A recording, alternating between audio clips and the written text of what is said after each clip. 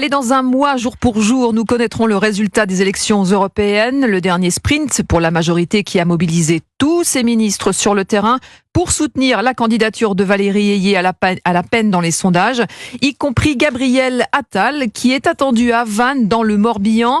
Maï-Hélène Trémollet, vous suivez ce déplacement pour Europe 1. C'est le premier et le seul déplacement de campagne du Premier ministre.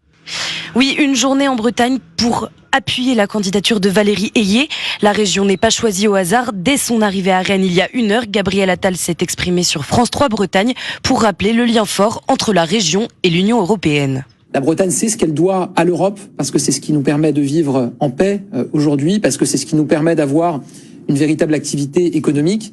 La liste Renaissance conduite par Valérie Ayé, que je défends, est la liste la plus bretonne de toute cette campagne européenne.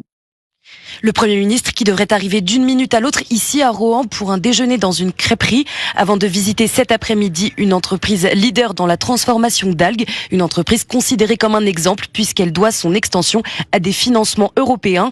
Reste que ce déplacement s'inscrit avant tout dans une démarche assumée du gouvernement de soutenir massivement la candidate Renaissance, toujours à la peine dans les sondages, distancée par Jordan Bardella d'une part, talonnée par Raphaël Glucksmann de l'autre. Alors les ministres se déploient aujourd'hui dans l'ensemble du territoire pour tenter de porter le programme majoritaire et d'ouvrir un espace politique à la liste de Valérie Ayé, un mois pile avant les élections du 9 juin. Maï-Hélène Trémollet en direct de Vannes pour Europe 1.